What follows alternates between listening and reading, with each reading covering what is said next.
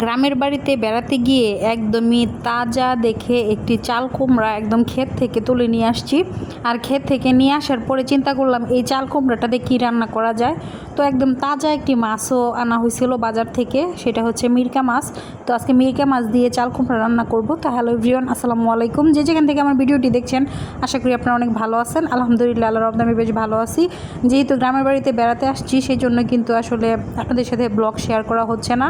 তো বিভিন্ন আসলে ঘোরাফেরার কারণে ব্লগগুলো শেয়ার করতে পারতেছি না। তো গ্রামের বাড়িতে আসলেই কিন্তু আমি মাস্ট মানে লাকড়ির চুলায় রান্না করি। তো যে দেখতে পাচ্ছেন এখানে কিন্তু পাতা দিয়ে রান্না করা হচ্ছে। তো প্রথমে কিন্তু আমি খুব সুন্দর করে চাল কুমড়াটাকে কেটে কুটে পরিষ্কার করে ধুয়ে নিয়েছি, সাথে মাছগুলাও। আর এদিকে কিন্তু সব বাটা মশলা দিয়ে আমাদের গ্রামের ভাষায় রান্না করা হয়। তো আমার শাশুড়ি কিন্তু সবসময় এইভাবেই খেতে পছন্দ করে।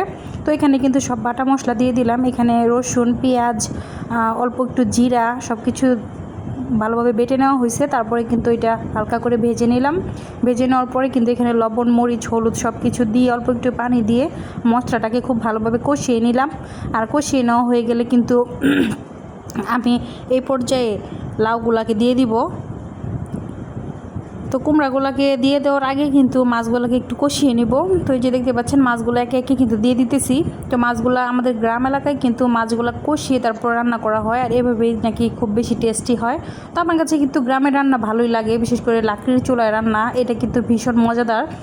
আর আমাদের শহরে তো সবসময় আমরা কারেন্টের চুলা বা গ্যাসের চুলায় রান্না করে থাকি, ওইটার চেয়ে কিন্তু এটার মজাটা কিন্তু অনেক বেশি হয় গ্রামের বাড়িতে। তো এই যে এখন কিন্তু সবগুলো মাছ দিয়ে দিলাম, আর মাছগুলোকে খুব সুন্দর করে এখন কষিয়ে নেব।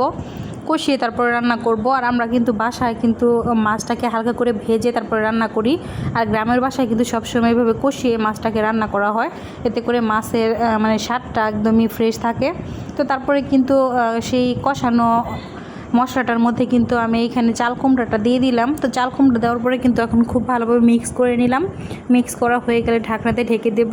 আর চাল কুমড়াটা কিন্তু একদমই কুচি ছিল, দেখতেই পাচ্ছেন ভিতরে কিন্তু কোনো বিচিই হয় নাই, একদমই ফ্রেশ, একদমই ছোট সাইজের আর কি কুমড়াটা। এইরকম কুমড়াই কিন্তু খেতে ভালো লাগে। আর কুমড়া দিয়ে আজকে যে মাছটা, সেই মাছটাও কিন্তু একদমই ফ্রেশ তাজা ছিল। তো মাছটা কিন্তু আমি কাটছি। তো মাছটা বড় সাইজের ছিল, 2-2.5 কেজির মতো হবে।